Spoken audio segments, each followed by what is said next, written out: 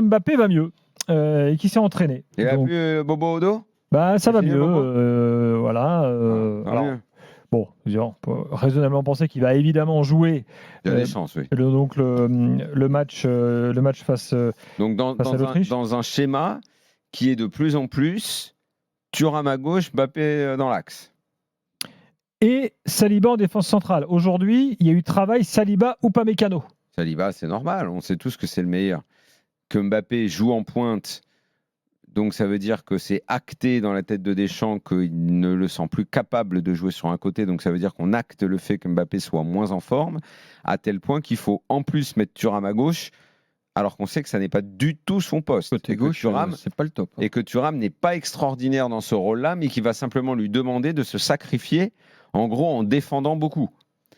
Voilà un petit peu la stratégie des Bleus. C'est en gros faire tout pour que Mbappé soit le plus proche possible de la surface pour marquer, parce qu'en gros, c'est lui qui est capable d'enfiler des buts.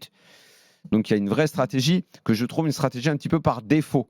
Quand on lit et qu'on analyse la situation, c'est une stratégie par défaut qui prend acte que Mbappé n'est plus aussi fort qu'avant et que pour en tirer un profit maximal, il faille le mettre tout en haut et on va...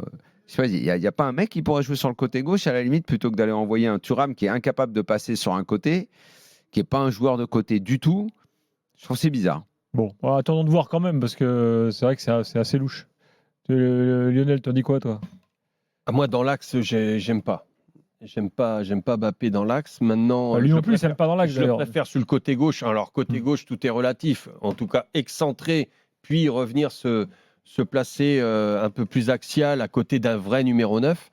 C'est pour moi son vrai rôle. Après, il y avait une articulation en équipe de France quand il était à gauche et notamment des milieux qui travaillaient pour lui parce Bien que sûr. quand il était en équipe de France, il ne défendait pas il revenait jamais dans les 16 mètres. Hein. Il y avait tout le temps une articulation à gauche qui faisait que son mec était pris soit par Rabiot, soit par un milieu côté gauche. Mais pourquoi il n'envoie pas Rabiot sur le côté? Mais il va quand même mettre Rabiot sur le côté à la je place sais de pas, Thuram. mais je demande à voir. Après, offensivement, j'ai la que ferme. Thuram va... Je pense vraiment que c'est comme ça qu'il va être employé dans l'axe au Real. Par Ancelotti. Ah oui, mais ça, nous, ça ne nous regarde pas. Ouais, mais je pense. Nous, on a fait le débat l'autre soir, c'est qu'à un moment dans une carrière, les mecs qui jouent sur le côté, ils n'y arrivent plus et il faut les recentrer. Mbappé, visiblement, il n'a plus la forme pour jouer sur le côté. Après, sur le côté, il faut garder cette pointe de vitesse et tout. Je trouve que son explosivité, Mbappé prend de l'âge, il est de moins en moins explosif. Et bien évidemment, c'était sa force première.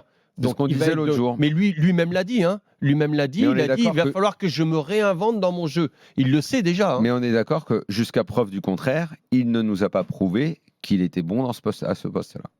Côté gauche ? Non, dans l'axe. Ah, dans l'axe ? Non. Il ne nous l'a pas prouvé. On ne le sait pas.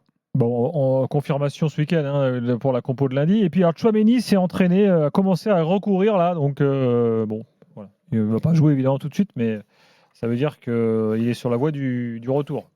Maintenant, c'est un peu bizarre parce que finalement, tu as emmené un gars qui pourra peut-être pas jouer l'Euro, on verra.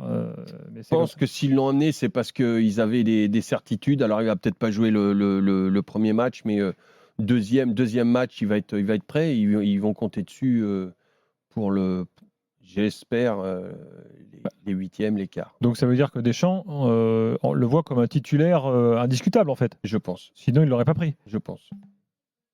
Ce qui peut être un débat, parce que est-ce qu'il mérite un statut de titulaire incontestable, Tchouaméni, vu sa saison, ses derniers matchs avec l'équipe de France? Je sais pas. Kamavinga, par exemple, il est très bien. Rabiot, ça tourne. Bon, on verra. Mais tu veux dire quoi, en fait? Tchouaméni, c'est un mystère, en fait. Pourquoi? Il n'est pas prêt. En fait, pourquoi tu le prends? Pour les matchs. Moi, je l'interprète de s'il le prend, ça veut dire que dès qu'il sera prêt, il le met. Oui. Ah oui. Mais est-ce que sportivement, c'est justifié? Je sais pas, ça te rappelle pas une histoire?